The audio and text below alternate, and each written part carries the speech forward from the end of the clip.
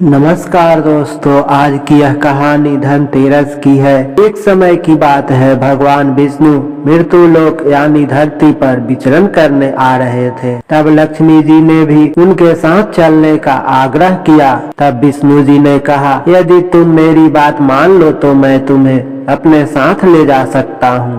तब लक्ष्मी जी ने उनकी बात मान ली और विष्णु जी के साथ धरती पर आ गए।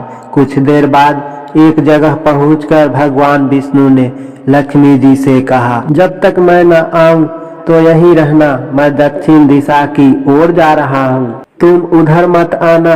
विष्णु जी के जाने पर लक्ष्मी जी ने सोचा कि आखिर दक्षिण दिशा में ऐसा क्या है जो मुझे वहां जाने से मना किया गया है, और स्वयं भगवान वहां चले गए। लक्ष्मी जी से नहीं रहा गया और जैसे ही भगवान आगे बढ़े, लक्ष्मी जी भी पीछे पीछे चल पड़ी। उनके आगे जाने पर उन्हें सरसों का एक खेत दिखाई दिया जिसमें खूब फूल लगे थे। सरसों की शोभा देखकर तो वो मंत्र मुग्ध हो गई और फूल तोड़कर अपना श्रृंगार करने लगी। आगे बढ़ी तो उन्हें गन्ने का खेत दिखा। लक्ष्मी जी ने गन्ने तोड़ा और उसका रस चूसने लगी।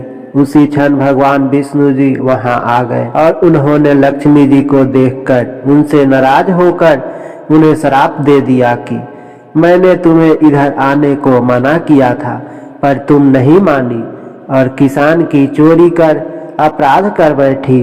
अब तुम इस अपराध के बदले किसान की 12 वर्ष तक सेवा करो। ऐसा कहकर भगवान उन्हें छोड़कर क्षीर सागर चले गए।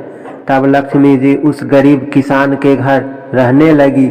एक दिन लक्ष्मी जी ने उस किसान की पत्नी से कहा, तुम स्नान करके पहले मेरी बनाई गई इस देवी लक्ष्मी की मूर्ति का पूजन करो, फिर रसोई में जाकर खाना बनाना, तब तुम इनसे जो मांगोगी वह तुम्हें मिल जाएगा। किसान की पत्नी ने ऐसा ही किया। पूजा के प्रभाव और लक्ष्मी जी की कृपा से किसान का घर दूसरे ही दिन से धन रत्न स्वर्ण आदि से भर गया। लक्ष्मी जी ने किसान को धन्य धान से पूर्ण कर दिया। किसान के 12 वर्ष बड़े आनंद से कट गए। फिर 12 वर्ष के बाद लक्ष्मी जी जाने के तैयार हुई। विष्णु जी लक्ष्मी जी को लेने आए तो किसान ने उन्हें भेजने से इनकार कर दिया। तब भगवान ने किसान से कहा कि इन्हें कौन जाने देता है, यह तो चंचला है, कहीं भी नहीं ठहरती, इनको बड़े बड़े नहीं रोक सके। इनको मेरा श्राप था, इसलिए 12 वर्ष तुम्हारी सेवा कर रही थी। तुम्हारी 12 वर्ष सेवा का समय पूरा हो चुका है। किसान हठ पूर्वक बोला कि नहीं, अब लक्ष्मी जी को जाने नहीं दूंगा। तब लक्ष्मी जी ने कहा, किसान तुम मुझे रोकना चाहते हो तो जैसा मैं कहूँ वैसा करो। कल तेरस है, तुम घर को लीप पोत कर स्वच्छ कर देना, रात्रि में घी का दीपक जलाकर रखना और शाम के समय मेरा पूजन करना, और मैं एक तांबे की कलश पे रुपये भरकर मेरे लिए रखना।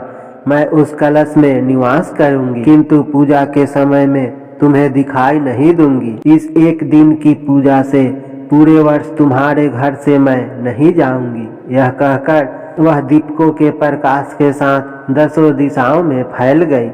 अगले दिन किसान ने लक्ष्मी जी के कहे अनुसार पूजन किया और उसका घर धन्य धान से पूर्ण हो गया। इसी वजह से हर तेरस के दिन लक्ष्मी जी की पूजा होती है और लोग दिवाली से पहले धनतेरस का त्योहार मनाते हैं। कहानी अच्छी लगी हो तो प्लीज़ वीडियो को लाइक और चैनल को सब्सक्राइब करें। धन्यवाद।